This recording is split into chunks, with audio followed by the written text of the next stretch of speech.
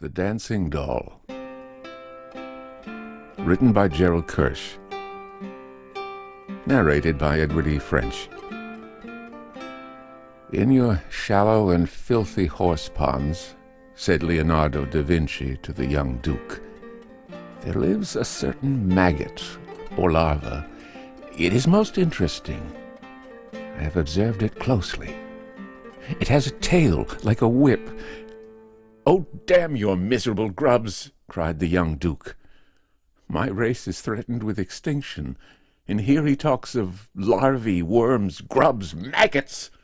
Ser Leonardo, make me some sense, or else—" Leonardo da Vinci, smoothing his blond beard, said, "Your Magnificence's race is threatened with extinction.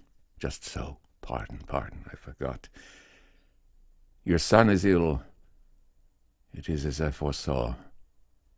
He has the flux that comes from the dirty water of this place, together with the fever out of the swamps. That fever, that intermittent fever with delirium. How often I have seen it in the Abruzzi or the Campagna, where the mosquitoes are. Here he goes again, with his insects," cried the Duke. "What, am I to kill flies with an armed army at my gates?" Leonardo said, "Magnifico. All flesh is grass, all grass is water. Let us not go into this matter again until you are calm enough to consider it objectively. I am at fault, and I beg pardon. You have great affairs upon your mind, and I talk of insects." The Duke said, "Great affairs, you aren't far wrong. The enemy is over the river, and my little Ercole is dying. Easy for you, fellow, to talk of my affairs. I can capitulate, yes, but then what? If only the dogs would fight in the open, like men.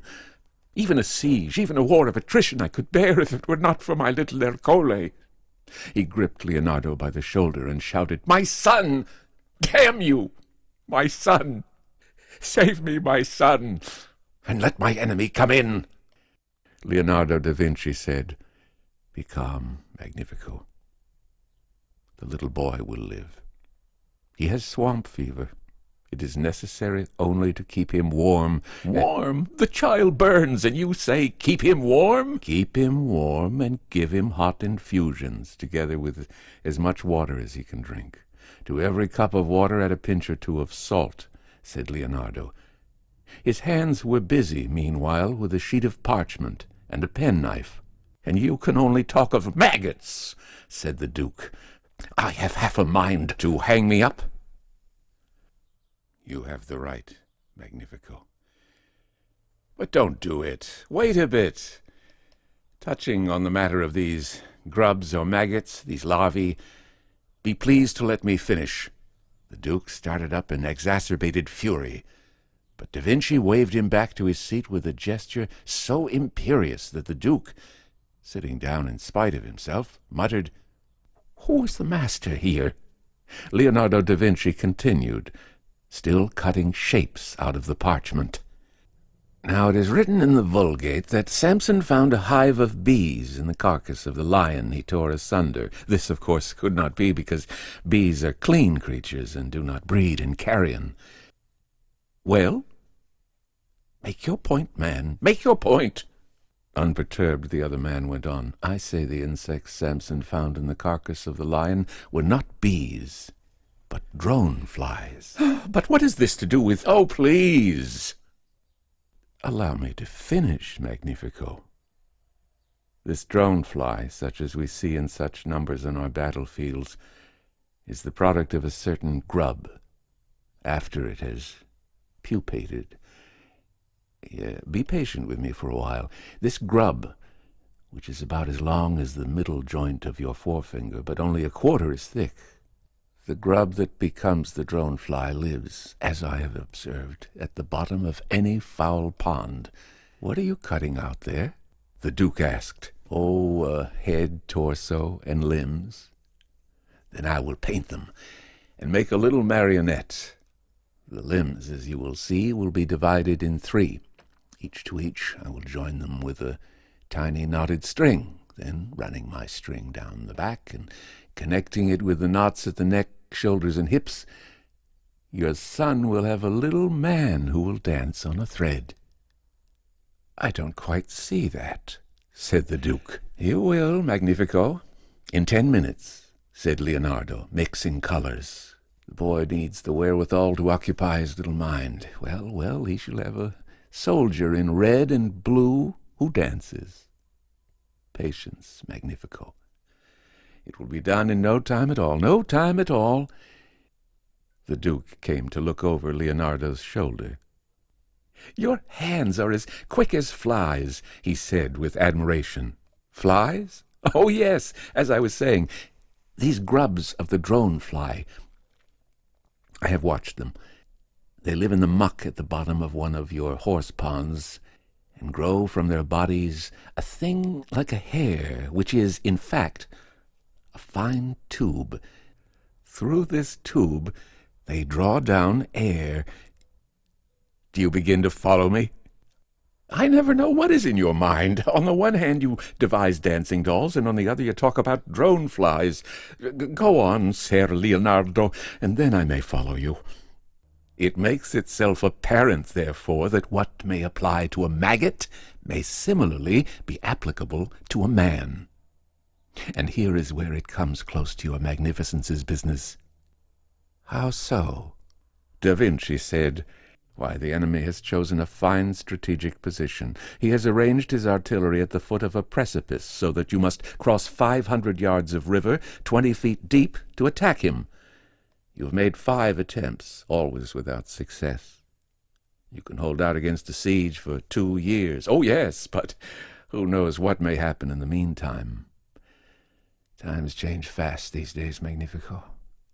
Leonardo da Vinci could not be bothered to remember the enemy's name. He said, "Smash what's-his-name with his condottieri now, and who knows what comes. It reduces itself to the filthy little maggots in your ponds." "No metaphysics," said the Duke imperiously. "This I don't understand." "Oh, but here are no metaphysics," said Leonardo. "Only plain sense, upon my word.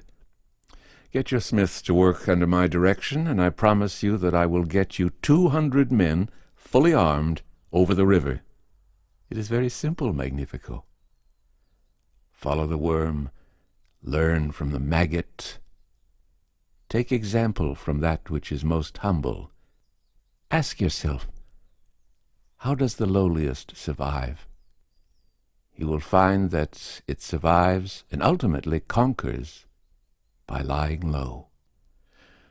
There's a lesson to be learned from the snail that creeps under his armor, and from the limpet that sucks himself to the rock.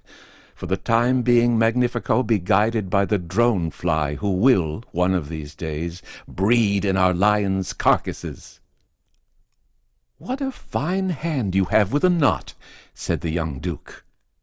"Magnifico, a clip to close the nose, an air tube of oiled linen kept above the surface of the river by a cork float on a calm, dark night, and I win you a battle," cried Leonardo da Vinci. Yes, in a minute, cried the young Duke. "You muddle my head skimming here, there, and everywhere, all at the same time, like a water skipper on a pond. There now, he has got me talking about his filthy insects. First things first, Ser Leonardo. Finish what you are doing. I cannot for the life of me quite understand how this dancing doll of yours will work." With a sigh, Leonardo da Vinci explained, "Much as you or I work, Magnifico, only somewhat less intricate and marvelous. See? A jerk at the thread at the back of the head brings into play other connected threads, and the doll dances." The toy being finished and crudely colored, he demonstrated the working of it. Delighted, the Duke snatched it from him and ran out of the room. Abstractedly, on the remains of the parchment, Leonardo da Vinci, with his silver pencil, made a rough diagram. It represented the head and shoulders of a man wearing a peculiar mask which covered his nose and mouth, and was fastened with a buckle at the back of his skull. From the center of this mask protruded a jointed tube which went up vertically, terminating in a large cork disc, like a fisherman's float. To indicate that this man was underwater, he added a fish and, he always loved the fantastic, a squid. This engrossed him.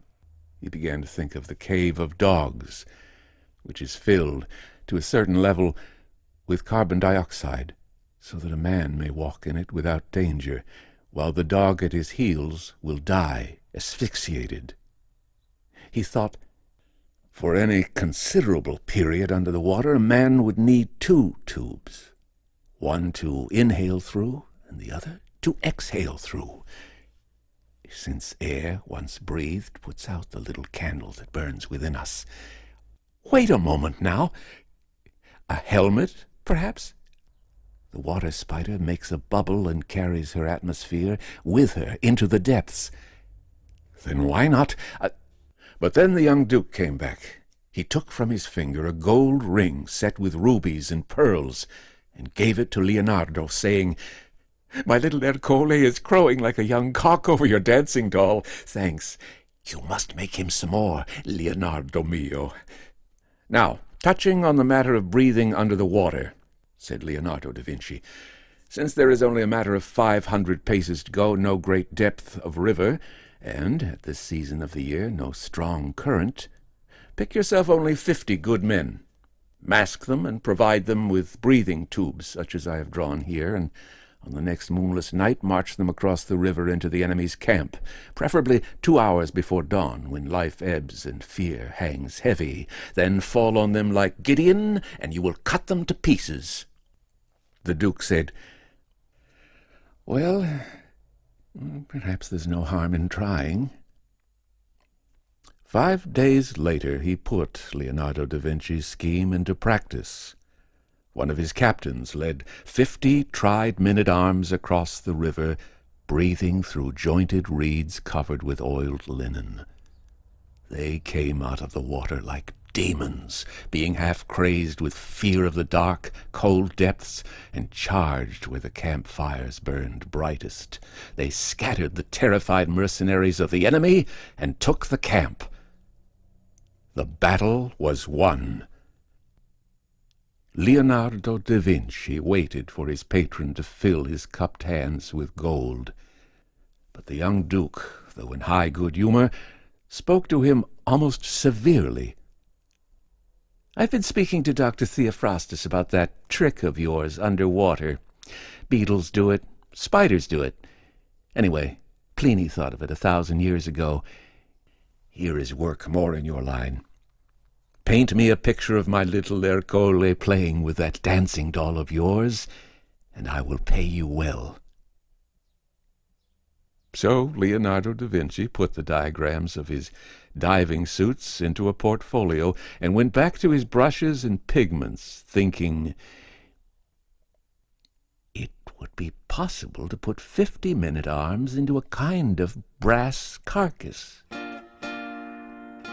He was about to invent a submarine. Only he did not have the time to spare. The Dancing Doll, written by Gerald Kersh. Edward E. French speaking.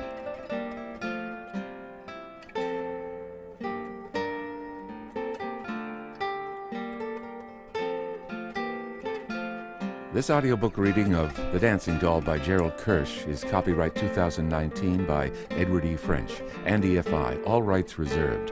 A copyright exists on all recordings issued by Edward E. French. Any unauthorized broadcasting, public performance, copying, or re-recording of these audiobooks in any manner whatsoever will constitute an infringement of such copyright. Editing, alteration, copying, or redistribution inconsistent with copyright laws is prohibited, whether by digital, electronic, or other means.